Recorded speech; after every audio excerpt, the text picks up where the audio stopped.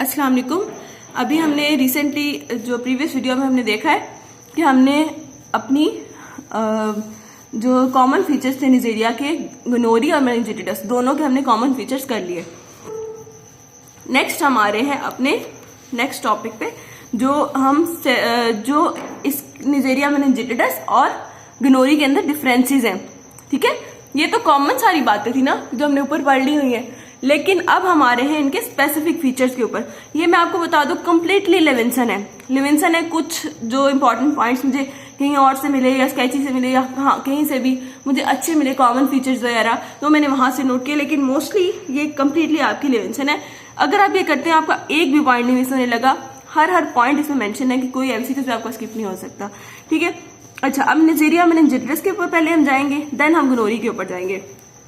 Meningitis की बात करें तो सबसे पहली बात डिफरेंशिएटिंग पॉइंट जो इसको गोनोरिया से डिफरेंशिएट करता है वो ये कि इसके पास पॉलीसेकेराइड कैप्सूल होता है। ठीक है, इसके पास पॉलीसेकेराइड कैप्सूल है, इसके बैक्टीरिया के ऊपर एक कैप्सूल है। ठीक है, जबकि गोनोरिया जो होता है वो नेक्ड है, उसके ऊपर कोई कैप्सूल नहीं है, उसकी सेल मेम्ब्रेन सेल वॉल होगी लेकिन कैप्सूल नहीं होगा। अब इसके पास कैप्सूल है तो इसकी विरुलेंस जो होगी वो इंक्रीज हो जाएगी, क्योंकि फैगोसिटिक एक्शन इसके ऊपर परफॉर्म ही नहीं होगा। ठीक है, इसके ऊपर जल्दी इसको अटैक ही नहीं कर सकते हमारी बॉडी का इम्यून सिस्टम, इसलिए ये उससे ज्यादा विरुलेंट हो जाता है। उसके बाद ये कि इसकी 13 सीरोलॉजिकल टाइप्स है, वो इसकी कैप्सुलर पॉलीसेकेराइड की बेस पे। ठीक है, जो कैप्सुलर पॉलीसेकेराइड है ना, कैप्सूल के अंदर जो पॉलीसेकेराइड आपकी प्रेजेंट है उसकी बेसिस पे इसकी 13 तो टाइप्स बन गई हैं, लेकिन मोस्ट इंपॉर्टेंट इसकी 5 टाइप्स होती हैं जिसके अंदर A, B, C, Y और W। ठीक है, ये 5 इसकी इंपॉर्टेंट है। जो आपकी एपिडेमिक मेनिंजाइटिस होता है ना, उसकी मेजर कॉज टाइप A वाली होती है जो यहाँ पे जिक्र किया हुआ है। टाइप बी जो होती है ना वो इम्यूनोजेनिक नहीं होती। इम्यूनोजेनिक का क्या मतलब है, एंटीजन के तौर पे प्रेजेंट ही नहीं हो रही। जब एंटीजन के तौर पे प्रेजेंट ही नहीं हो रही तो उसने क्या फिर एक्शन परफॉर्म करना है कि बॉडी उसको एज अ फॉरेन एजेंट के तौर पे डिटेक्ट ही नहीं कर रही। ठीक है, बॉडी डिटेक्ट नहीं करेगी उसे तो उसके खिलाफ एक्शन कैसे परफॉर्म करेगी, उसको मारेगी कैसे। इसीलिए इसके खिलाफ वैक्सीन बनाना मुश्किल हो गया है कि कोई तो इसका एक ऐसा एजेंट हो जिसको हम पकड़ के उसके बेसिस पे हम उसकी वैक्सीन बना के तो हम उसके खिलाफ इम्यूनिटी डेवलप कर सके। पहले यही था कि इसके पास कोई विरुलेंस फैक्टर नहीं है, लेकिन बाद में डिस्कवर हुआ कि इसके पास एक फैक्टर H बाइंडिंग प्रोटीन होती है। ठीक है, फैक्टर H बाइंडिंग प्रोटीन होती है जो कि आपके C3b जो होता है ना आपकी बॉडी के अंदर कंप्लीमेंट सिस्टम का C3b वाला पार्ट, उसको इनहिबिट करता है, उसके फैक्टर H पे जाके बाइंड करता है। ठीक है, अब हम उसको एज अ इम्यूनोजन ले सकते हैं और उसके खिलाफ वैक्सीन बना सकते हैं। ठीक है, अगर ना समझाए तो दोबारा मुझे बता दीजिए, मैं बता दूंगी इसको। ठीक है, यहाँ पे मैंने वही बताया हुआ है। टाइप बी के अंदर जब हमने वैक्सीन बनाई ना तो हमने फैक्टर H को एज अ वैक्सीन के लिए टारगेट बनाया कि इसको हमने टारगेट करना है, क्योंकि ये जाके हमारी C3b जो हमारा ऑप्सोनाइजेशन के लिए इंपॉर्टेंट कंपोनेंट है कम्प्लीमेंट सिस्टम का, उसको खराब कर रही है। तो इसको हम एज अ एंटीजन के तौर पे ट्रीट करें, इसके खिलाफ वैक्सीन बनाएं। ठीक है, इसको हमने इम्यूनोजन के तौर पे ट्रीट करना शुरू कर दिया। उसके बाद हमारे हैं, ये तो पॉइंट्स हो गए ना, इंपॉर्टेंट पॉइंट्स आप लिखने के लिए आए तो आप कॉमन फीचर्स भी लिख सकते हैं और डिफरेंशिएटिंग फीचर भी लिख सकते हैं। नेक्स्ट हमारे पैथोजेनेसिस के ऊपर। पैथोजेनेसिस की अगर हम बात करें तो पैथोजेनेसिस में हमारे पास सबसे पहले ये है कि हमारे पास ट्रांसमिशन की बात कर रहे हैं। सबसे पहले ट्रांसमिशन में ह्यूमन ओनली नेचुरल होस्ट है, ह्यूमंस के अलावा किसी जानवर को कोई बीमारी नहीं होने लगी, सिर्फ ह्यूमंस को होती है और एयरबॉर्न ड्रॉपलेट्स के जरिए ये ट्रांसमिट होती है। ठीक है, जैसे कोविड एयरबॉर्न ड्रॉपलेट्स के जरिए जाता है, इस तरह ये भी एयरबॉर्न ड्रॉपलेट्स से ट्रांसमिट होता है। ठीक है, उसके बाद अब नेजोफेरिक्स से नोज के जरिए गया ना एयरबॉर्न ड्रॉपलेट, वहां से ब्लड स्ट्रीम में भी जा सकता है। ब्लड स्ट्रीम से होके जाता है आपकी मेनिंजेस में और जॉइंट्स में, जिसकी वजह से मेनिंजाइटिस कराता है ये। ठीक है, उसके बाद ये कि 50% लोग इसके क्रॉनिक कैरियर होते हैं और दूसरों को इन्फेक्ट करे तो उनको खुद कोई फर्क नहीं पड़ रहा होता, लेकिन दूसरों को नुकसान पहुंचा रहे होते हैं। उसके बाद स्टेप नमूनिया और स्टेप निजेरिया मेनिंजाइटिस, ये दोनों आपकी इन्फेंट के अंदर मेनिंजाइटिस की मेन कॉजेज में ना 80% केसेस इन दोनों के होते हैं। सबसे most common cause strep pneumonia होता है, उसके बाद मोस्ट कॉमन कॉज होती है ना वो निजेरिया मेनिंजाइटिस होता है। ठीक है, ये दोनों आपकी मोस्ट कॉमन कॉजेज हैं जिनकी वजह से होता है ये। तो पहले नंबर पे क्या कहेंगे हम, स्ट्रेप नमूनिया मेनिंजाइटिस की कॉज है। सेकेंड नंबर पे हम क्या कहेंगे, कि निजेरिया मेनिंजाइटिस आपकी इसकी कॉज है, बेसिक कॉज है। उसके बाद आ रहे हैं हम विरुलेंस फैक्टर पे।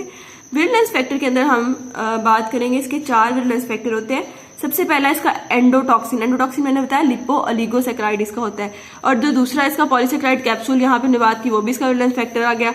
आईजीए प्रोटीज दोनों में ही कॉमन था, ठीक है, वो भी हमने लिख दिया। फैक्टर एच बाइंडिंग प्रोटीन सिर्फ बी टाइप बी में होती है, ठीक है, वो हमने यहाँ पे जिक्र कर लिया। यहाँ पे थोड़ा थोड़ा उनका बताया हुआ है कि हम बातें हम पहले कर भी चुके हैं कि जो कैप्सूल होता है वो फैगोसाइटोसिस को रोकता है, ठीक है। उसके बाद जो आपका एंडोटॉक्सिन है वो क्या करता है, फीवर, शॉक और फैगोसाइटिक चेंजेस, पैथोफिजियोलॉजिक चेंजेस करवाता है, डीआईसी कराता है। उसके बाद हमारा आईजीए प्रोटीज आता है। आईजीए प्रोटीज क्या करता है, जो एडहेरेंस होती है ना अपर रेस्पिरेटरी ट्रैक में, उसको इंक्रीज कराता है, क्योंकि वहां पे ना आईजीए को क्लीव कर देता है ये। फैक्टर एच बाइंडिंग प्रोटीन का मैंने आपको बता दिया, आपका C3b जो होता है उसके फैक्टर एच को टारगेट करता है और उसके खिलाफ वैक्सीन कराना फिर मुश्किल हो जाता है, ठीक है। यही यहाँ तक हो गया। अब हमें इसकी थोड़ी सी पैथोजेनेसिस को ना कि लिपो ओलिगोसैकेराइड कैप्सूल की वजह से क्या क्या कुछ होता है, कैसे कैसे होता है, वो थोड़ा सा मैकेनिज्म एक्सप्लेन कर दूंगी, आपकी बुक में नहीं है, ठीक है। ये बातें आप थोड़ी सी जो है ना गौर से सुनना।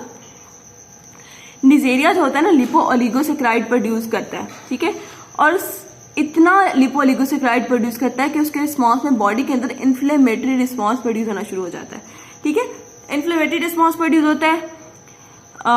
ये जो लिपो ओलिगोसैकेराइड है ना, ये बैक्टीरिया की सरफेस के ऊपर, क्योंकि कैप्सूल के अंदर होता है ना ये, इसमें सेल वॉल में होता है, तो आउटग्रो करना शुरू कर देगा, इसकी ब्लैबिंग ऑफ होनी शुरू हो जाएगी और मैसिव इन्फ्लेमेटरी रिस्पॉन्स इसके अंदर इसकी वजह से बॉडी के अंदर होना शुरू हो जाएगा, ठीक है। फीवर, डीआईसी मैंने बताया ना, इसकी वजह से सारा कुछ होता है। और इसके अलावा कुछ स्पेसिफिक सिम्टम्स भी आएंगे। अब देखो लिपो ओलिगोसैकेराइड ने इन्फ्लेमेटरी रिस्पॉन्स प्रोड्यूस कर दिया, ठीक है। जब इन्फ्लेमेटरी रिस्पॉन्स प्रोड्यूस कर दिया तो जिस जगह पे ये प्रोड्यूस करेगा वहां पे न्यूट्रोफिल्स इकट्ठे होंगे। वो न्यूट्रोफिल्स वगैरह जब इकट्ठे होंगे तो उसकी वजह से क्या होगा, परमेबिलिटी इंक्रीज हो जाएगी कैपिलरीज की। न्यूट्रोफिल्स जाने की कोशिश करेंगे, उस साइड पे पहुंचने की कोशिश करेंगे जहां पे इन्फ्लेमेटरी रिस्पॉन्स प्रोड्यूस हुआ है, ठीक है। कैपिलरीज की परमेबिलिटी इंक्रीज हुई तो आपकी जो फ्लूइड है कैपिलरीज के अंदर, ठीक है, वो एक्स्ट्रा सेलुलर स्पेस में जाना शुरू हो जाएगा, ठीक है। एक्स्ट्रा सेलुलर स्पेस में क्या, तो उसकी वजह से क्या होगा, हाइपोवोलीमिया हो जाता है, ठीक है। हाइपोवोलीमिया हुआ तो उसकी वजह से क्या हो जाता है, शॉक में चला जाता है बंदा। ऐसे लिपो ओलिगोसैकेराइड शॉक प्रोड्यूस करता है किसी बंदे के अंदर, ठीक हो गया। ये एक बात होगी शॉक वाली। देन हमारे हैं पेटिकल रैश पे। पेटिकल रैश किस वजह से हुआ, एक्सट्रीमली इंपॉर्टेंट एग्जामिनेशन फाइंडिंग होती है, because it present thrombocytopenia patient, ठीक है। थ्रोम्बोसाइटोपिनिया के पेशेंट्स में पेटिकल रैश होना शुरू हो जाता है स्किन के ऊपर, वो भी इसी की वजह से होता है, क्योंकि कैपिलरीज की लीकेज और ये सारा कुछ एक्सट्यूट करता है ब्लड, उसकी वजह से रैश होना शुरू हो जाता है। देन हम एड्रीनल इनसफिशिएंसी की बात करते हैं, इनसफिशिएंसी होती है, ठीक है, एड्रीनल इनसफिशिएंसी, क्योंकि कैपिलरी लीक होनी शुरू हो गई है, बंदा हाइपोवोलेमिक शॉक में चला गया। शॉक वाली बात की ना, वो शॉक में चला गया। शॉक में जाने के बाद क्या हुआ, पेरिफेरल रेजिस्टेंस बढ़ गई, ठीक है। वो क्योंकि अब शॉक में जब बंदा चला गया, शॉक के बाद बॉडी का क्या रिस्पॉन्स होगा, उसने वेसल्स को कंस्ट्रिक्ट करना शुरू कर देना है उसके रिस्पॉन्स में, क्योंकि ब्लड उसका फ्लूइड वैसे पहले इतना लॉस हो गया, मजीद बचाने के लिए वो क्या करेगा, वेजो कंस्ट्रिक्शन करेगा। जब वेजो कंस्ट्रिक्शन हो गया ना तो उसकी वजह से क्या होगा, बीपी इंक्रीज कर जाएगा, ठीक है। बीपी इंक्रीज कर गया तो उसकी वजह से क्या होगा, एड्रीनल्स होते हैं ना आपके एड्रीनल ग्लैंड्स, वो परफ्यूज भी हो सकते हैं और इन्फाक्टेड भी हो सकते हैं उसकी वजह से, ठीक हो गया। अब क्या होता है कि उसकी वजह से होती है एड्रीनल इनसफिशिएंसी, ठीक है।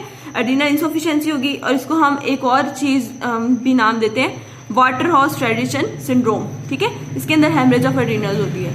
नेक्स्ट हम देखते हैं इसके क्लिनिकल फीचर्स। उसमें हम ये जो हमने सारी सिम्टम्स के बाद एंड पे आउटपुट देखे, शॉक हो रहा है, रैश हो रहा है, एड्रीनल इनसफिशिएंसी, ये तीनों चीजें इसके क्लिनिकल फीचर्स है, ठीक है। अब देखो मेनिंजोकॉक्सीमिया इसका क्लिनिकल फीचर है। अगर ये स्वीयर हो जाए तो हम इसको नाम देते हैं वाटर हाउस फ्रेडिशन सिंड्रोम, ठीक है। वाटर हाउस फ्रेडिशन सिंड्रोम क्या है, अच्छा, वाटर हाउस फ्रेडिशन सिंड्रोम में क्या होता है कि उसके अंदर फीवर होता है बंदे को। फीवर हमने देख लिया कि उसके लिपो ओलिगोसैकेराइड की वजह से हो रहा है। शॉक हमने देख लिया क्योंकि कैपिलरीज की लीकेज हो गई, ठीक है। उसके बाद डीआईसी, परपरा, ये वाले थ्रोम्बोसाइटोपिनिया मैंने आपको बताया कि वो पेटिकल रैश होते हैं ना, उनकी वजह से होता है, ठीक है। उसके बाद एड्रीनल इनसफिशिएंसी, ये भी मैंने आपको बता दी। ये सारी सिम्टम्स इसमें आना शुरू हो जाएंगे। इनके अंदर क्या होता है 15% मॉर्टेलिटी रेट होता है और ये ब्लड ब्रेन बैरियर को भी पेनिट्रेट कर सकता है और इसकी अर्ली ट्रीटमेंट रिक्वायर होती है, वरना ये एक्सटेंड कर दे तो मॉर्टेलिटी की तरफ जा सकता है बंदा। अच्छा, उसके बाद हम आ रहे हैं नेक्स्ट मेनिंजाइटिस की तरफ।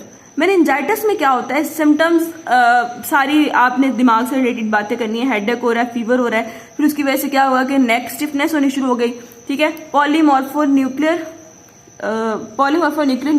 न्यूट्रोफिल्स होते हैं, न्यूट्रोफिल्स होते हैं वो स्पाइनल फ्लूइड के अंदर वो ज्यादा हो जाते हैं, ठीक है। अब ये इसके सिम्टम्स है ये मेनिंजाइटिस के। तीसरी जो डिजीज इससे होती है वो होती है जो बाकी ऑर्गन्स है ना बॉडी के, उनके अंदर जाके इनकी सीडिंग हो जाती है और वहां क्या कहते हैं कि अपना इन्फ्लेमेटरी प्रोसेस जो है इन्फ्लेमेशन वगैरह प्रोड्यूस करेगी, उनको अफेक्ट करेगी। और मेजर जो ऑर्गन जहां पे इनकी सीडिंग होती है वो मेनिंजेस होती है, इसीलिए इसका नाम भी मेनिंजेस से ही मेनिंजाइटिस रखा गया है। उसके बाद हम आते हैं इसके क्लिनिकल लैब डायग्नोसिस पे। सैंपल कलेक्शन में हम क्या करते हैं, ब्लड सैंपल लेते हैं या फिर स्पाइनल फ्लूइड सैंपल्स लेते हैं। ग्राम स्टेनिंग में हम क्या करते हैं, ग्राम नेगेटिव कोकाए हमें पता चलता है कि ये ग्राम नेगेटिव कोकाए हैं। जब हम माइक्रोस्कोपी करके देखते हैं तो ये डिप्लोकोकाए के फॉर्म में, मैंने इनका बताया ना पेयर्स की फॉर्म में होते हैं, वो नजर आते हैं हमें। उसके बाद हम ग्रोथ इसकी करेंगे, कल्चर ग्रोथ तो बेस्ट ये चॉकलेट एगर पे ग्रो करते हैं, ये भी हमने बात कर ली। वीपीएन एगर पे ग्रो करते हैं, वो भी बात कर ली, ठीक है। उसके बाद आते हैं हम इसके टेस्ट पे, ठीक है। टेस्ट में हम देखते हैं ये टेस्ट इसका ऑक्सीडेज पॉजिटिव होता है, ठीक है, और हमें ये भी पता है। और एक और बात मैं बताना भूल गई कि जो डिफरेंशिएटिंग पॉइंट में हमें करनी चाहिए थी वो यहाँ पे कि ये जो मेनिंजाइटिस होता है ना, ये माल्टोज को फर्मेंट करता है in addition to glucose maltose दोनों को फर्मेंट करता है, लेकिन जो आपका गनोरी है वो माल्टोज को फर्मेंट नहीं करता, ठीक है। ये इस टेस्ट की बेस पे हम गनोरी और उसको डिफरेंशिएट कर सकते हैं। हमने स्टेप और स्टेफ इन दोनों को डिफरेंशिएट किया था on the basis of catalase test, ठीक है। अब हमने इनको जब डिफरेंशिएट करना है ना, गनोरी और मेनिंजाइटिस को, कौन सा टेस्ट होगा, हमारे पास एक ही सिंगल टेस्ट आता है जिसकी बेस पे हम करते हैं कि माल्टोज को ये फर्मेंट नहीं करता, ये मेनिंजाइटिस करता है। एम से मेनिंजाइटिस, एम से माल्टोज, ठीक है, इसने करना है इसको फर्मेंट और गनोरी ने नहीं करना। उसके बाद ये रेस्पिरेटरी ट्रैक के जरिए होता है ट्रांसमिट, ये हमें पता ही है। अच्छा, उसके बाद हम टेस्ट की बात करें तो वो भी हमने कर लिया। इम्यूनोफ्लोरेसेंस, लेटेस्ट ग्लूटिनेशन टेस्ट, इनके बस नाम भी लिख दें तो दैट्स इनफ है। और इसके अंदर ड्रग ऑफ चॉइस होती है ना, वो हम क्या करते हैं, 3rd जनरेशन सेफ्लोस्पोरिन्स, सेफ्ट्राइएक्सोन इसके अंदर ड्रग ऑफ चॉइस होती है। उसके बाद रिफेम्पिन प्रोफाइलैक्सिस के तौर पे दे सकते हैं। इन क्लोज कांटेक्ट में अगर कोई बंदा है ना किसी ऐसे बंदे के साथ, तो उसको प्रोफाइलैक्सिस के तौर पे हम रिफेम्पिन भी दे सकते हैं। मोस्टली हम जो है ना ये जो क्या कहते हैं, इनके अंदर प्रिवेंट जो हम यहीं तक 5 चीजें करते हैं। बाकी जो इसकी होती है ना ट्रीटमेंट और आगे प्रिवेंशन, ट्रीटमेंट और prevention are not that important. Treatment आप फार्मा करोगे ना, फार्मा में कीमो के पोर्शन में आपकी सारी कवर हो जानी, इसलिए अभी उस पर खपने की जरूरत नहीं है, तो उसमें आपकी ट्रीटमेंट कवर हो जाती है। लेकिन जो है ना क्या कहते हैं, प्रिवेंशन कभी आज तक आई नहीं है सच, वो आप खुद से रीड भी दे लो तो काम चल जाता है। लोग तो रीड भी नहीं देते उसको, प्रिवेंशन बंदा खुद ही लिख लेता है। इससे कैसे आपको ट्रांसमिशन के वेज पता होंगे तो आप खुद ही लिख लोगे प्रिवेंट हमने इसको कैसे करना है, ठीक है। तो उसके लिए इतना खास कोई खपने की जरूरत नहीं है ना, उसको ऊपर को फोकस करने की जरूरत है। Okay, thank you.